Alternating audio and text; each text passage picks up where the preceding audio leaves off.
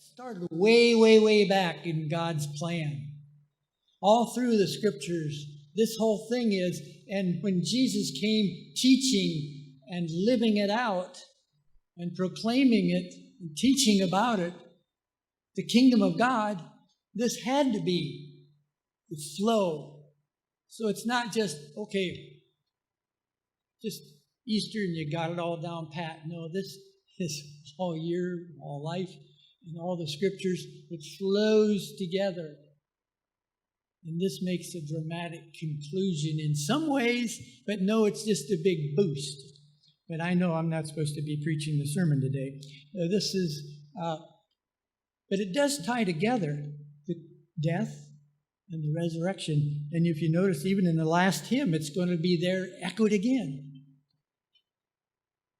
Now, the little song that I want us to sing is just Jesus repeated 5 times, and then I'll lead in some more verses, and it will just be, He died, He rose, just like that. So maybe the first time you'll just get kind of onto it, but if you already know it, please sing along. Jesus, Jesus, Jesus, Jesus, Jesus. Okay, can you do that? Jesus, Jesus, Jesus, Jesus, Jesus. He died. He died. He died. He died. He rose. He rose. He rose. He rose.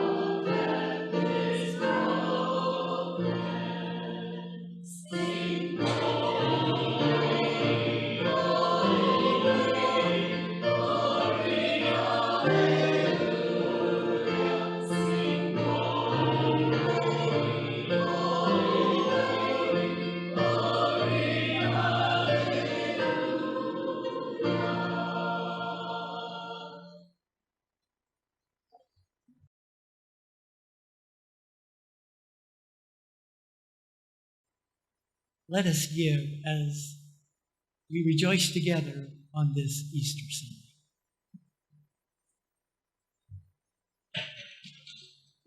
Don't know, the regular offering goes on the little one on the side, and then the special offering is for a fellowship of churches here in this area. Thank you, Lord, that you have blessed us so abundantly. And we want to keep on giving to be good stewards and to be so involved that we are knowing that it all belongs to God and we belong to God, and we want to work together as the community of faith. In Jesus' name, amen. I'd like to invite the children to come up.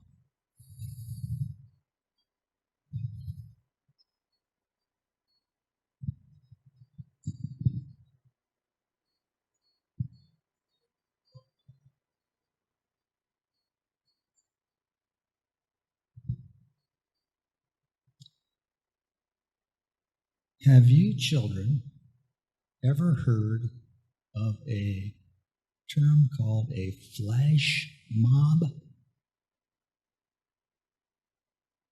No. You have, Sarah? How many of you have heard of a flash mob? Yeah. The first one happened, I think, in 2003. It's where a bunch of people from the outside, they make connections on the internet or somewhere, and they come together at a public place and they do some kind of artistic thing. Song, dance, whatever. This dance that you just saw, Sarah do and Paulette, when I was a pastor in Michigan, this was in 2011. How many years ago was that? This would have been about 12 years ago. The congregation there did a flash mob of this dance on the front lawn of our house as a way of saying goodbye to us. So you had 40 people that came together. They got together on the internet and practiced this dance. And they came together that day and did the dance. They were about, the youngest was 6 years old, was my granddaughter, and then the oldest was about 86 years old. All of them doing the dance that you just saw. It was a flash mob. Now, back in the early church, they had kind of flash mobs. They'd get together, only they'd celebrate the resurrection of Jesus. In fact, if you can read about it in the book of Acts, where it says all the believers gathered together, they were united in heart and soul, and the apostles, with great power, they gave witness to the resurrection. They continued to do this.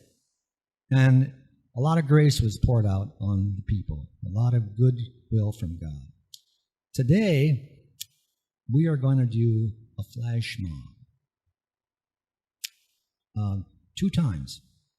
One time, Elijah and Hope are going to do the flash mob. Are you ready for this? So Elijah and Hope, you can go up front here, and I'll get ready to lead us in this flash mob. This is a pure flash mob because they didn't practice until this morning. This is spontaneous. This is pretty spontaneous. Give yourself some room. Are you a little scared? Look at those people smiling out there. Remember, they're all friends out here, okay? Okay, we ready to go? Okay. God's mercy is so abundant, and God's love for us is so great that while we were spiritually dead, God brought us to life with Christ. We can't squint at such promises. Eyes open. We can't shuffle along this path. Somersaults are in order.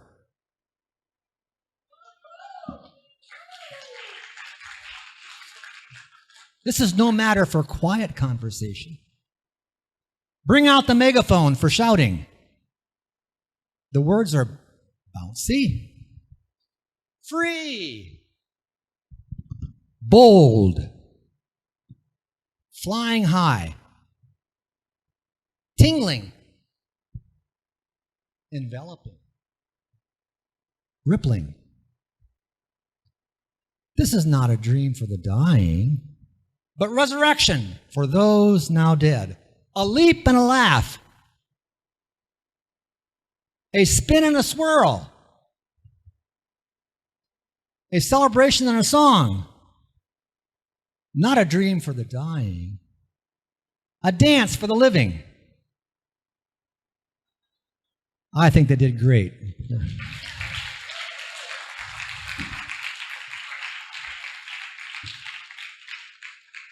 Now I want the congregation to do a flash mob event, okay? This is more tame.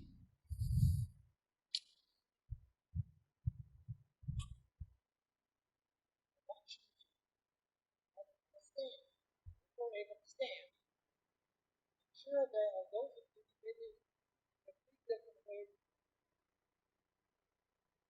a way that's more elegant than this. I want you to do some signing. Signing this. So, this is the message. Hallelujah. Christ is risen. The Lord is risen indeed. The basic resurrection message throughout how it goes. So watch me, that really good mind. I'm done. Hallelujah.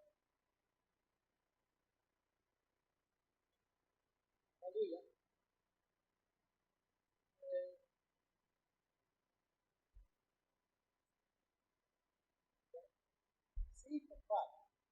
Christ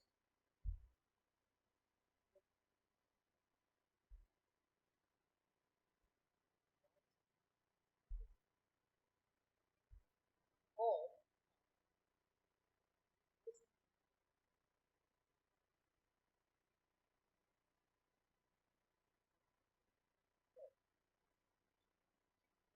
stuff.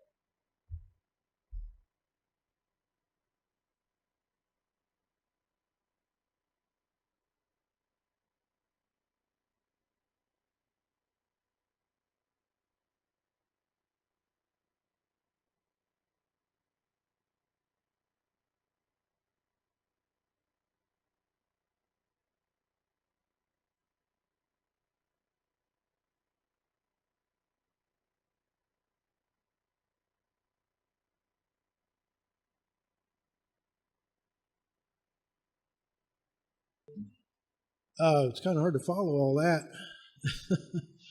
I don't think I'll be dancing, but Audri had asked if I would do some music for Easter, and so I've been trying to come up with a new song, and it's kind of based on Luke 23:39 to 43.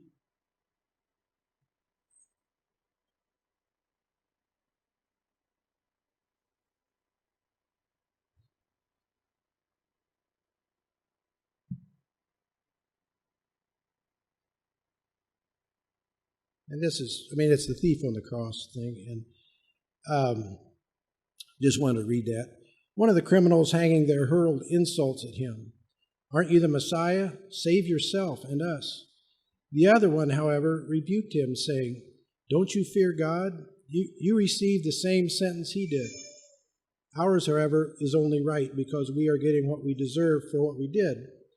But he has done no wrong."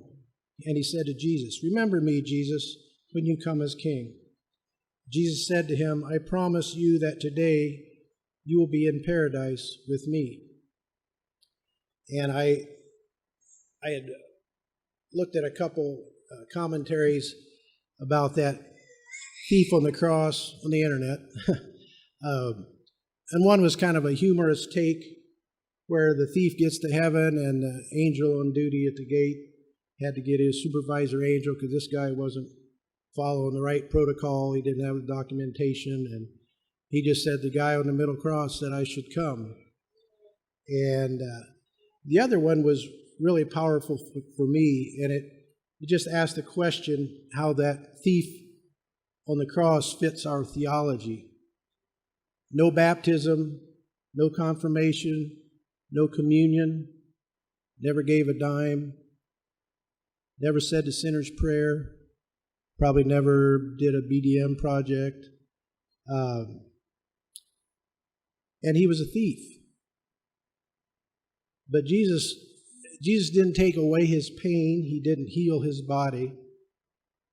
And this guy had nothing to offer Jesus, only his belief. He was just a naked man dying on the cross who recognized the Son of God. And he entered paradise that day. For God so loved the world that he gave his only Son, that whoever believes in him will not perish, but have eternal life. And that's the gospel. That's the good news. It's complex, but so simple. And where would we be without that? And so I'll try to do a song I put together about some of those things.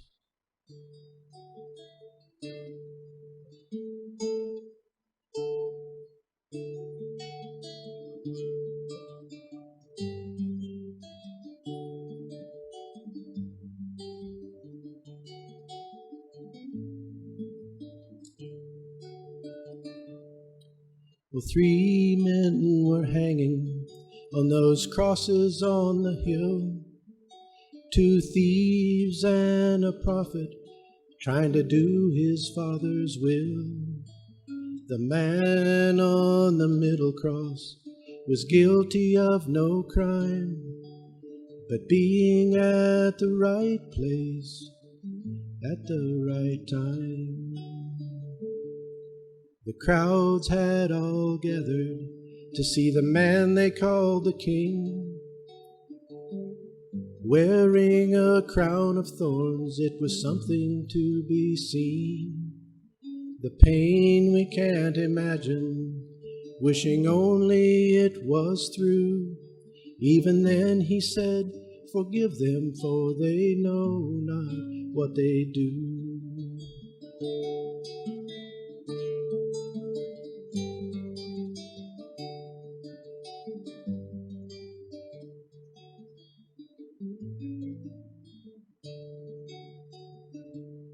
One of the thieves heard those words, and he began to understand. He said, "Please remember me when you reach that golden land." Jesus said, "This I promise, and soon you will see that today you will be in paradise with me."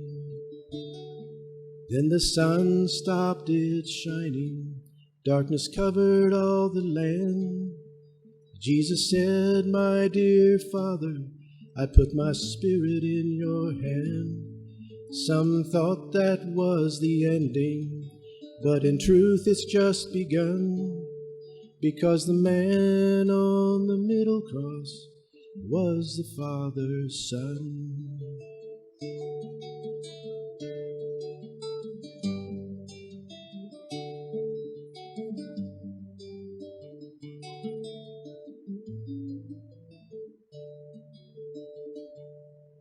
Oh, the thief made it up to heaven with St. Peter at the gate. Peter said, "There's some confusion here, but we're trying to get this straight." The man said, "I know I don't deserve it. It's not the way it's usually done." But the man on the middle cross said that I could come. Well, there's nothing I can say, nothing I can do that could ever be sufficient to earn my way through. If it was just left up to me, you know I would be done. But the man on the middle cross said that I could come.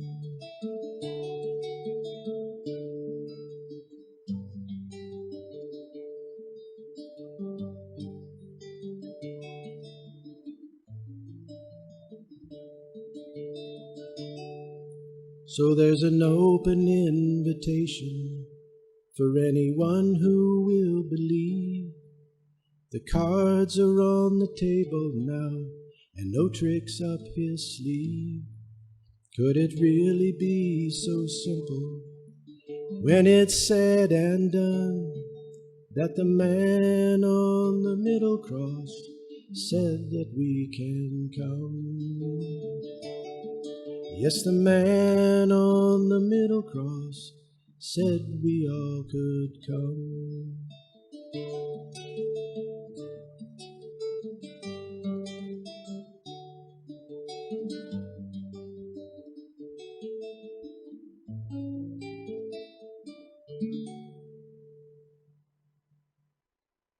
If you're really alert and notice that next scripture is back at the triumphal entry, kind of like the triumphs of the world. But there's been more scriptures and more to come of even more dramatic and important things, greater than a profession. So scriptures will continue to spring out, but I was asked by Chris if I would read this introduction to the sermon. Sermons are discussions that have the aim of helping congregants better understand God and His Word. There's a specific style of sermon called a narrative style. Essentially, a style of sermon that involves telling a story. This is done to help you remember the sermon better and at times help drop you in the middle of the story being discussed. There are a few different varieties of narrative style. The one being used today will be more closely resemble a play. However, please note that this is not purely for your entertainment. This is to help drive home that there are people who really lived what is written in the Bible. People with hurts, pains, prejudices, and their own story. It is acceptable to clap afterwards. In the same way, you do not clap following a traditional sermon. If you clap, it should not be to glorify Audri and Chris for the sermon. Clapping in this setting should be an expression of praise that reflects the joy they feel through worship and strong emotions of gratitude toward God that the scenes of the sermon might invoke. Please note that this story is a different perspective on the Gospels and not actually in the Gospels. Because of this, some artistic license was taken in the development of the sermon. Kind of a warning there, right? This narrative style sermon has two characters, a Roman soldier and a barmaid. This story will use some language that generally is not acceptable to our congregation or the wider Church of the Brethren. However, it has been left in for an air of authenticity. I want to be clear that this type of behavior and language is unacceptable. Let's begin.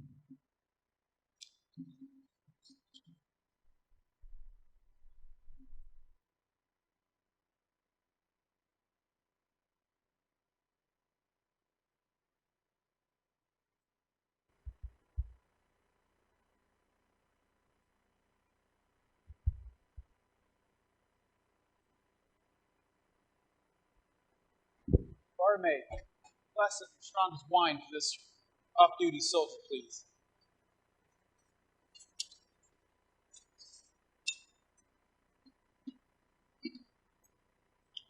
Here you go. Rough day, soldier? Yes. I need this drink to forget what I've seen and heard these last 3 days. I just can't get it out of my mind. You're a soldier. You see horrific things all the time. Shouldn't you be used to it by now? Oh, if you only knew. Well, tell me then. It all began Friday morning.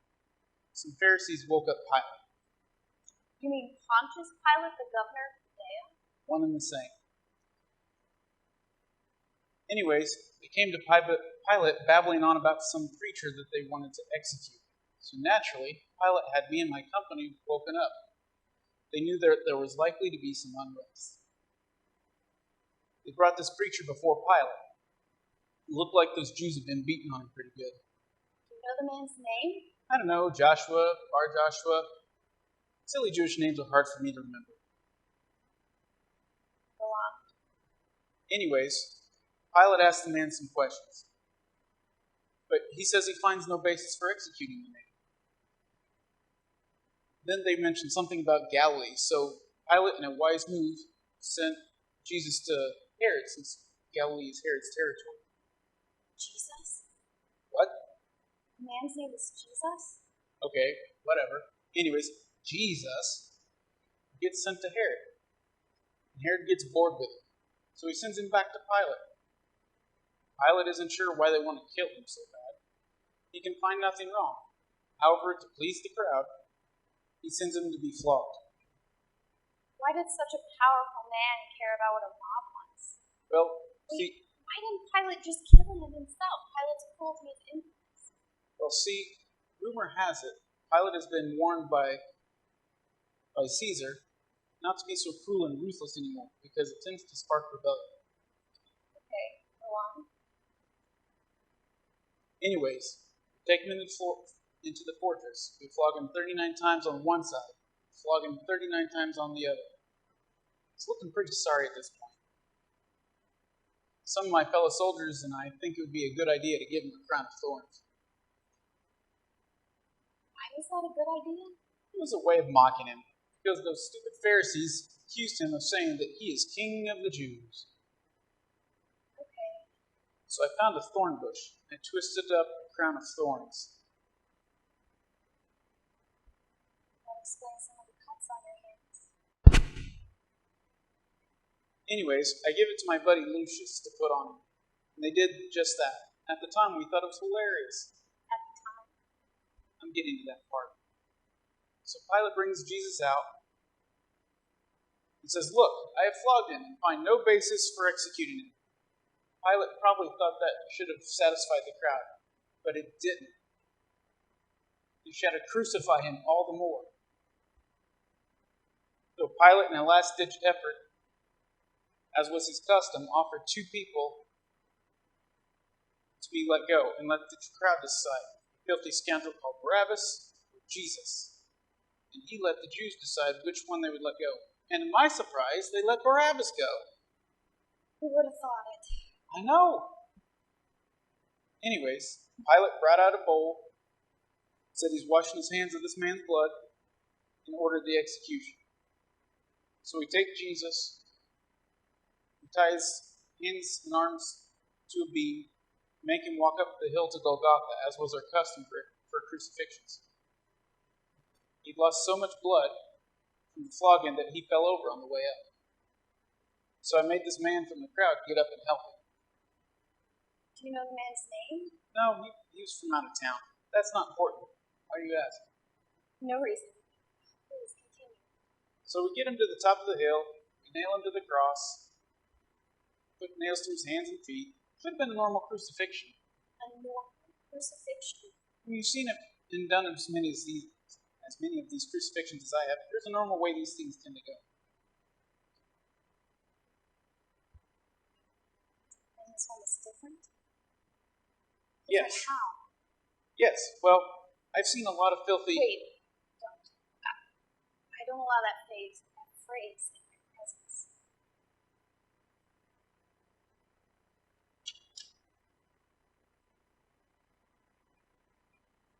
Go on. As I was saying, I've seen lots of people crucified. This was different. He didn't yell in pain like they usually do. but he was more concerned with who's going to take care of his mother. He assigned another Jewish man to take care of his mom. Here he is dying, and he's concerned with his mom. It's just weird.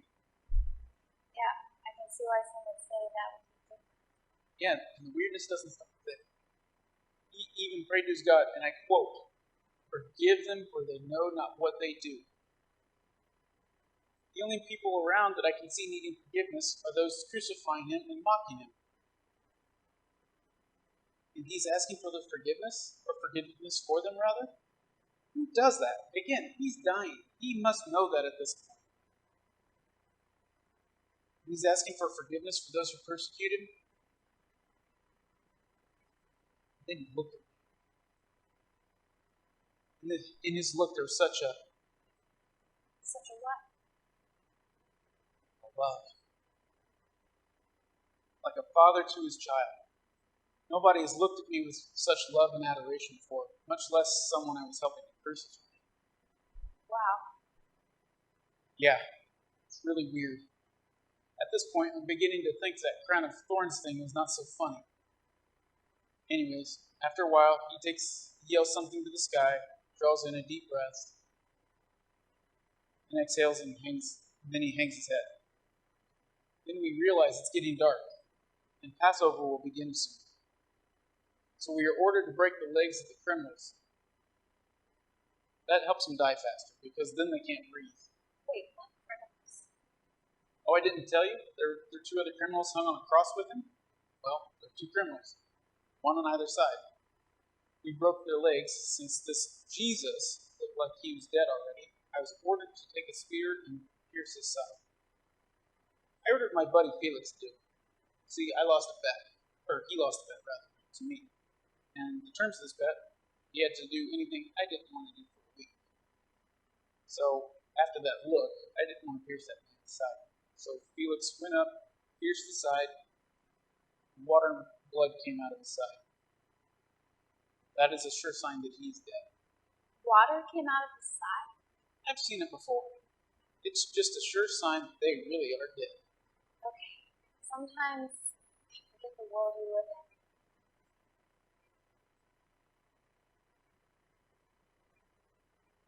So what was so odd about all that you had to come in here for a drink?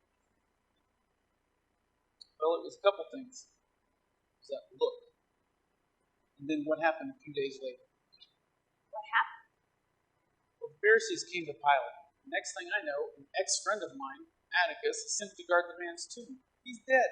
You'd think that would be good enough. Ex-friend? I'll get to that in a minute.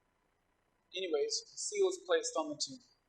Now see, if you break the seal of the tomb without an order from Pilate, you die.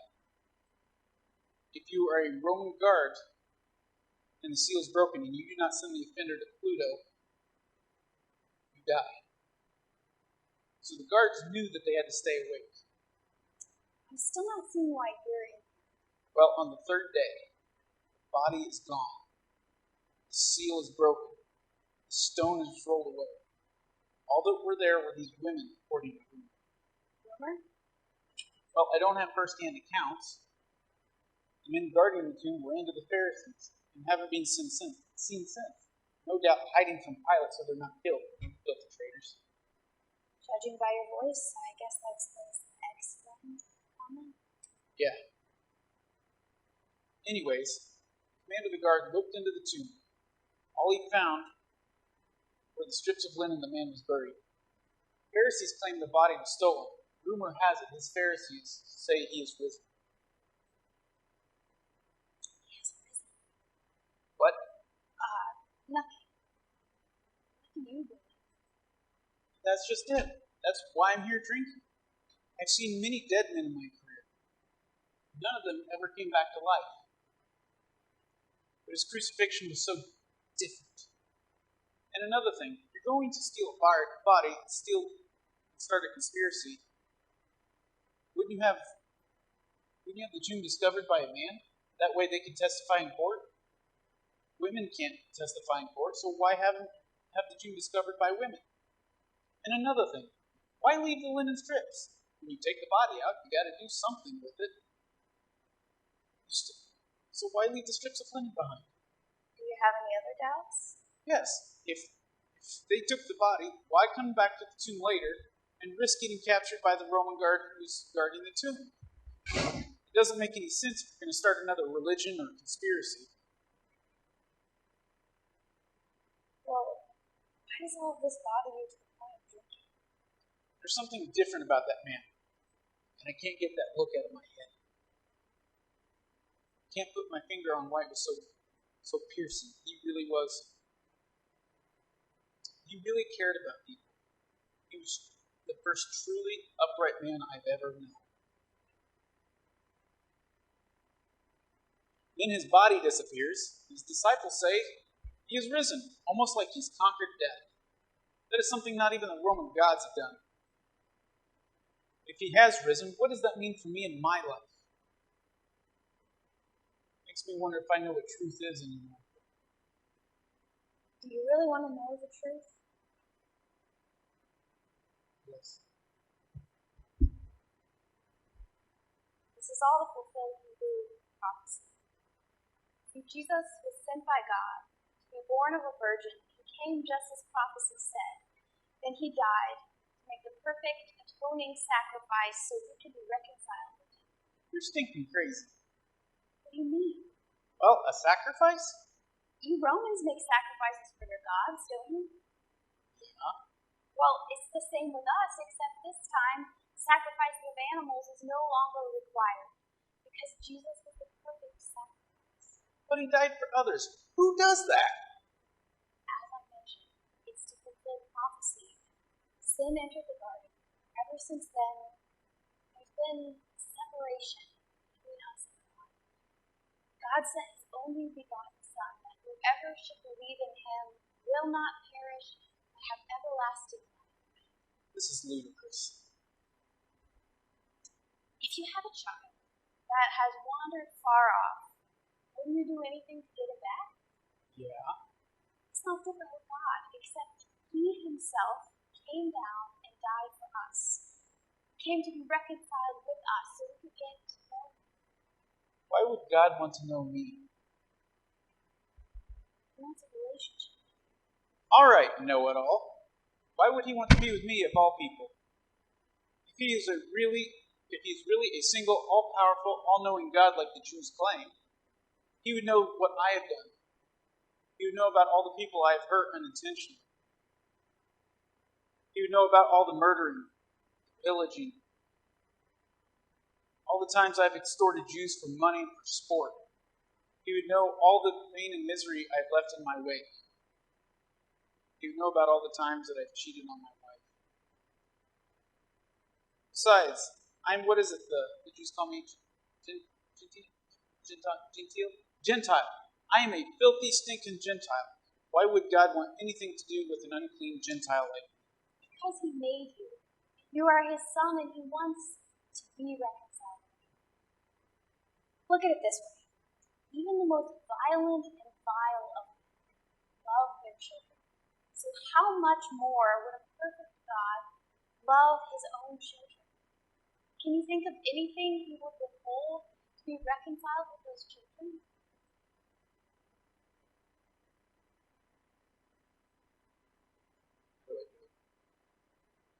Do what? Be reconciled with them? You have to ask for his forgiveness and repent. I have to ask for his forgiveness and turn around? No, you have to ask for his forgiveness and give up your old ways. Oh. Well, how do I ask for his forgiveness? How about this? Repeat after me.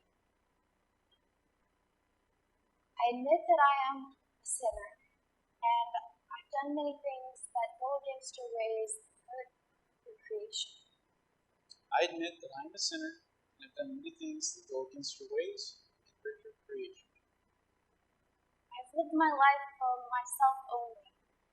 I'm sorry, and I repent. I ask you to forgive me. I've lived my life for myself only. I am sorry, and I repent. And I ask you to forgive me. Is that it? No, you have to go and leave your life for sin. You may also want to talk to some of the disciples of Jesus, if you can find them. If you do find them, ask them about baptism. While you're looking for them, just remember you're a new creation and leave your life for sin. Okay. How do I find them? I honestly don't know. They probably won't be too willing to reveal themselves to a Roman soldier. But keep looking for them and put them on. Now that you mention it, I remember hearing about a centurion whose servant was healed. I might ask him. He doesn't know. I also remember hearing about a man called Cornelius. Caesarea. Cornelius and Caesarea. I will go to them. What are you still doing here then? Right. Wait a second. How do you know so much about this? I once was caught in sin.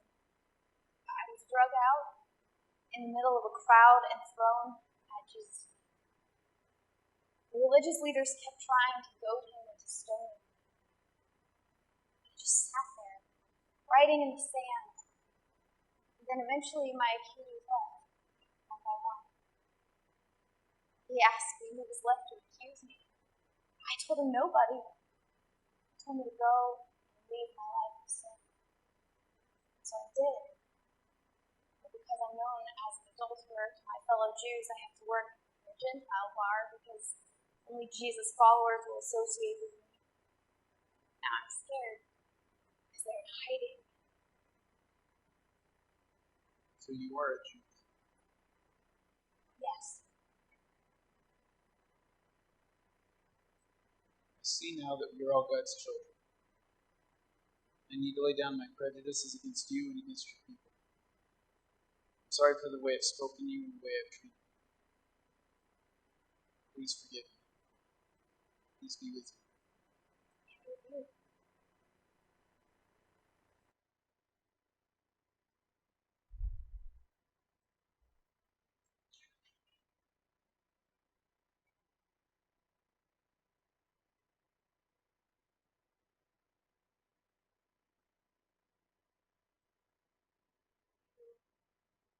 May have discerned.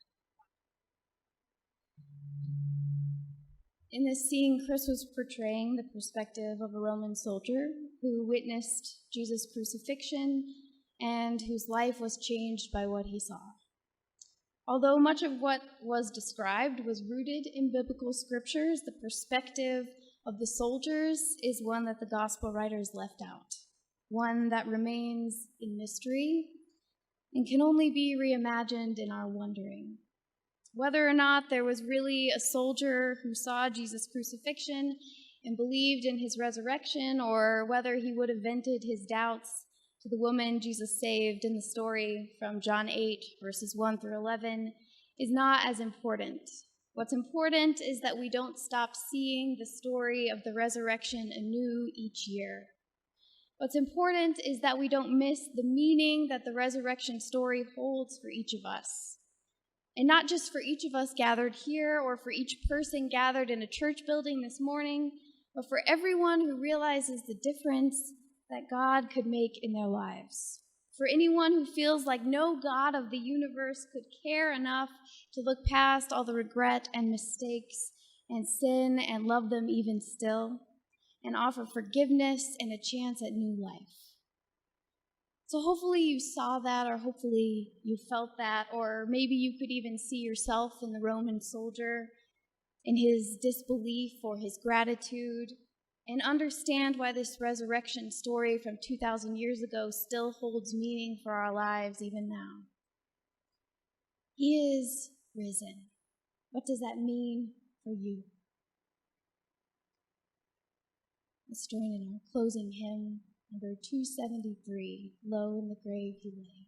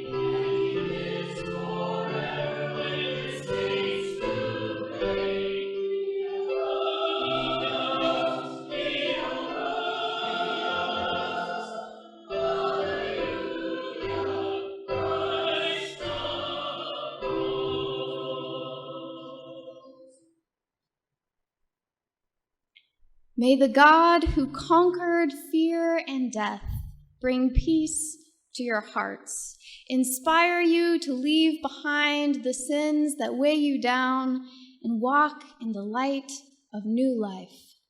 May it be so.